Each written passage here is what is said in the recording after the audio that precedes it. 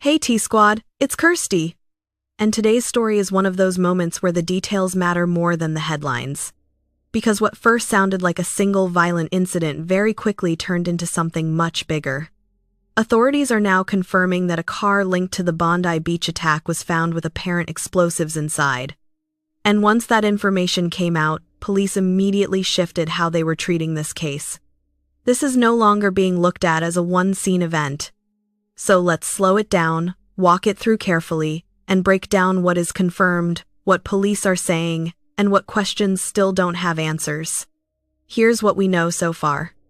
Emergency services were called after reports of gunfire near Bondi Beach, where a large community gathering was taking place. Witnesses described sudden chaos as shots were fired, people ran for cover, and police rushed to secure the area. Authorities later confirmed that 2 gunmen were involved. One was killed at the scene by police. The other was taken into custody in critical condition. Multiple people were killed, many others were injured, and police officers were among those hurt while responding. From the beginning, investigators made it clear this was not random. Police quickly classified the incident as a terrorist attack. Officials stated the location and timing were deliberate, and that the gathering itself was the target. Government leaders publicly condemned the attack and described it as an act of hatred aimed at a specific community. Security levels across the area were immediately raised, and counterterrorism units took over the investigation. But then came the update that changed everything. Police confirmed a car linked to one of the attackers was found with apparent explosives inside. Bomb disposal units were called in. Specialist officers secured the vehicle. Suspected improvised explosive devices were removed and made safe.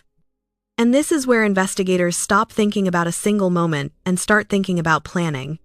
Because when explosives are involved, the questions multiply fast. Investigators are now asking things like, was the vehicle meant to be used as a secondary attack? Was there a plan beyond the shooting itself? Were the devices intended for another location, another moment, or another group of people? And most importantly, was anyone else involved? Police have not confirmed those answers yet. But the presence of explosives alone forces them to treat the situation as potentially wider and more coordinated.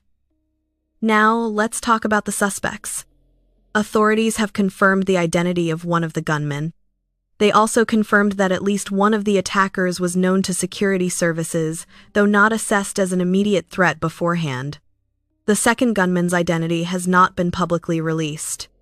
Police are also investigating whether a third person may have played a role either directly or behind the scenes. At this stage, there is no confirmed manifesto, no publicly released motive statement, and no verified group claiming responsibility. Everything beyond what police have confirmed remains under investigation. Officials have been very clear about one thing. This case is being treated as terrorism because of intent, targeting, and planning, not just the violence itself. And the discovery of explosives reinforces that assessment. There is also one detail authorities highlighted repeatedly. During the chaos, ordinary people helped one another escape. First responders ran toward danger. Lives were saved because people acted quickly and bravely. That doesn't erase the tragedy, but it matters. So where does this leave us now? Police are continuing forensic analysis on the vehicle and its contents. They are examining communications, movements, and potential connections. They are asking whether this attack was meant to be one chapter of something larger. And they are being careful because when explosives are involved, caution isn't optional. The takeaway is this. This was not just about what happened in front of witnesses. It's about what might have happened next and didn't. And that's why this investigation isn't slowing down anytime soon. If you want updates as authorities release more confirmed information, make sure you're subscribed. We'll keep covering this with facts, not fear, and clarity over chaos. Like and subscribe. And as always, keep sipping that tea.